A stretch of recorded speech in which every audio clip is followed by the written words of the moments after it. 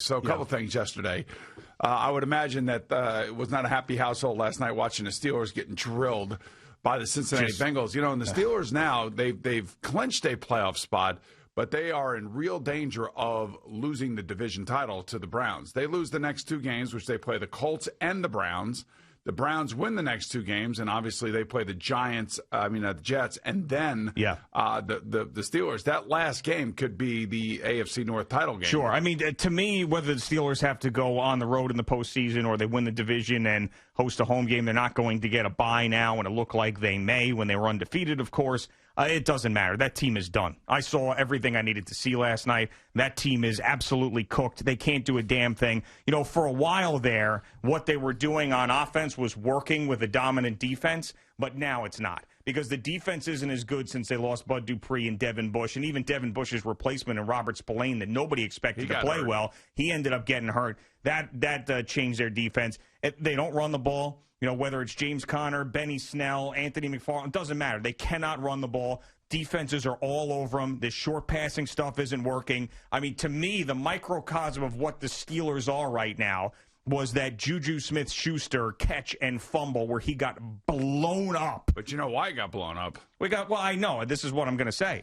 Where this is why it's the microcosm of what they are. One, he's out there again on TikTok dancing on the Bengals logo, which he did to Buffalo and didn't learn, then did it again. And, like, normally that stuff wouldn't bother me, but you have told me before, but players do take notice of that. And the fact that he got humbled last week and then came back and did it again on TikTok drove me nuts. Wait, didn't you tell me that when you were in high school, one of your coaches made like the other team that you were playing came and vandalized your school? Right. When in actuality, he was the one who did the vandalizing. He drew the West Islip lion on the door of our locker room because he did not believe that we were fired up enough for West Islip. So it's as old as time in the world of sports, especially in the world of football, where coaches are looking for some sort of motivation just to ramp up your attention.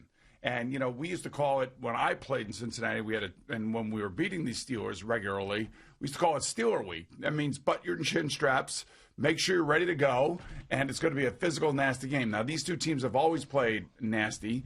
It's finally the Bengals have a quarterback can go toe-to-toe with Ben Roethlisberger when Joe Burrow comes back. And by the time he comes back, Ben Roethlisberger may not be playing anymore. Well, it's sort of, I shouldn't say ironic, but it was interesting that you had the Ben Roethlisberger news out there that he intends to come back next year and then plays another game where it looks like he should not come back next year. I mean, so Adam Schefter before the game is talking about Ben Roethlisberger's plans, and then all of a sudden this is now a couple games in a row where he looks old and lost. I mean, they can't get the ball down the field. The other part of that Juju thing was the reason why it was so perfect was first you got him dancing and just being a total clown and then getting blown up in that spot. But that's just what they do. It was, a 3rd and 6, 3rd and 7. He's running a 3-yard crossing route. He gets his ass handed to him. It ends up being reviewed. They say it's a incomplete pass at first. Ends up being reviewed. It's a catch and fumble. I mean, and they had 3 turnovers in the first half.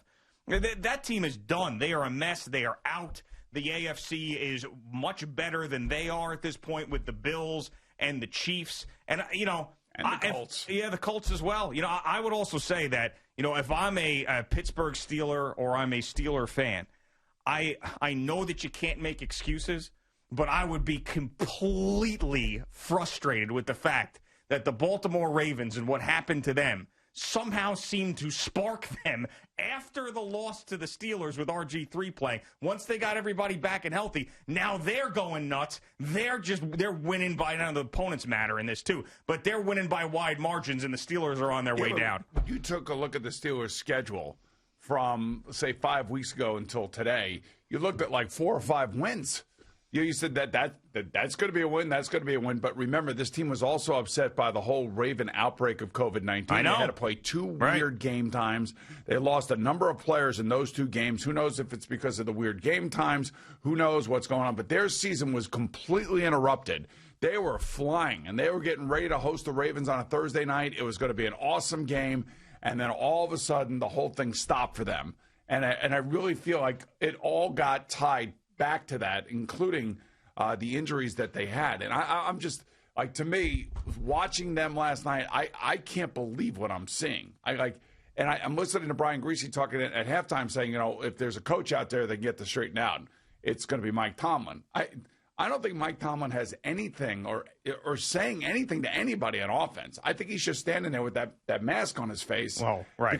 He's just letting the offense kind of not even do what it's supposed to be doing. Like, he's just throwing and throwing and throwing and throwing and just that's the problem. Way too much. Right. I know that Mike Tomlin doesn't cave to Ben, but every offensive coordinator post Ken Wisenhunt, when Ben was a very young player, has. I mean, it's just the way it is. Even Bruce Arians and him were like best friends, and Ben got away with whatever he wanted to get away with. Randy Fichtner has been there for Coach Randy, they call him, has been there for a while in different roles. He's now the offensive coordinator. And when it works and Ben's doing what he wants to do and it's working, it's great. When it doesn't, there's nobody there to straighten him out. And right now, nobody's straightening him out. And you could just see it. I mean, this is like rudimentary, if I may, Boomer, rudimentary football 101. If you can't run the ball at all, this is what happens to you regardless of the opponent, because there's no threat.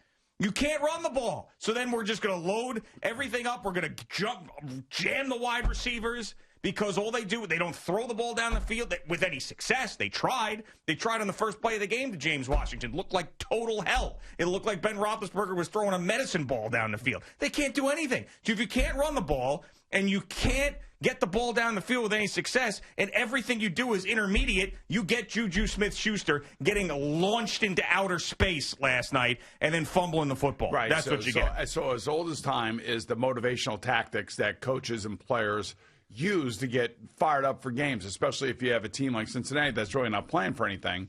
What I can't understand is I thought Juju Smith-Schuster, when he got there, was like the anti-Antonio Brown. Like, he was the great guy. He was going to be the high pick, and he was going to be like the perfect citizen, and he was just going to be a terrific player. He still is, but but the things that he does before the games, like stomping on the opponent's logo, is like idiotic. Yeah, I mean, like, why would you even think about it? Like, remember when Terrell Owens did that? He scores a touchdown in Dallas and goes to the star and spikes the star. Why would you even try to incite something like that from the other team that is essentially dead in the water, playing with a third-string quarterback that can barely complete a pass? Yeah, so this, you now know that it is enraged the last two opponents. It's not, we're not making that up. So like Josh Allen before the game said when he got everybody together, let them do all the dancing, we'll do all the playing, is what he said, because Juju was dancing on the logo, right? So he said that. And then last night you saw the reaction after he got blown up.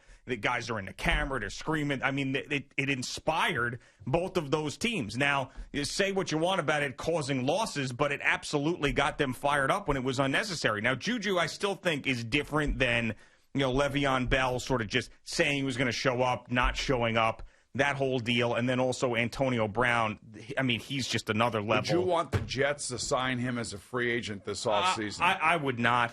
I wouldn't. Why not? Because I think he's going to cost a lot of money, and they have money, and it just feels like wouldn't want him and Denzel Mims together. Maybe I don't know. I wouldn't. And I know he does other things well too. He's not just like he blocks. I don't know. What have you seen from Juju since Antonio Brown left that makes you think that he is going to get or deserve the money that a top wide receiver gets in an offseason? Well, Nothing. I know one thing. It's basically going to come down to, a buyer's market for him. Somebody will want him, or they'll franchise him, which they usually don't do that. And you could find young receivers, as they have shown you, and everybody else in this league has shown you, because the receiver class last year was supposed to be off the charts, and guess what? It's turned out to be that. Sure. So it's really it's amazing the amount of great young wide receivers. The thing is too is that just watching that whole thing last night was just it's a reminder that the season's not over yet. That we come here, we have 2 weeks left to go in the season, and the Bears got to go to the Jaguars. The Jets obviously have to play the Browns, and we're going to have both of those games on CBS at 1 o'clock side by side. Okay, nice. So, it's going to be – those two games probably wouldn't have meant much when you think about it, although the Bears are still fighting for a playoff spot, and obviously Cleveland is fighting for the AFC North title. But The other aspect to that game is the Jags and the Jets and what's going on there and all the ramifications of what happened, because the Rams did exactly what the Steelers did last night. Penalties, turnovers, and penalties at the worst time. An offensive line that basically, I can't even believe I'm saying this, the Rams offensive line got torched by the Jets defensive line. They just got absolutely worn out. I went back and looked at that tape. The Jets defensive line just absolutely kicked their ass. And that's what Carl Lawson was doing to Alexander Villanueva last night. Yeah. He was all over him last night. I'm like, what is going on? Yeah. This just doesn't look right. Right, it doesn't. And these two massive upsets, one happening on Sunday, one happening on Monday. This one, to me, the Jet one still doesn't make any sense to me because, we hadn't seen them play like that all year. This one, a post-result, I can make more sense of it. Third-string quarterback? No, I'll tell you why. I'll tell you why. I think 14 passes last night. I know, but I'll tell you why. It's because, first of all, we're talking about a division game, as you always mentioned. When you have one of these bad teams that has had a rough year and you put them on national television at home, that's their Super Bowl. It's the Bengals, though. But they hate the Steelers. They're on national TV. They lost 8 in a row to the Steelers. Juju's on their logo. And then also, think about the Steelers and how bad they've been. They blew that 14-point lead to Washington. They came out, they played the Bills tough for a little bit, but the Bills are in a different class right now. I mean, it doesn't, looking at everything leading up to this game, it makes more sense. It's still, I didn't expect it to happen, but it makes more sense post-result to me than still 2 days later, the Jets beating the Rams still doesn't make any sense. Thank you for watching. Please like, comment, and subscribe. And don't forget to hit the red bell so you're notified when we have new content.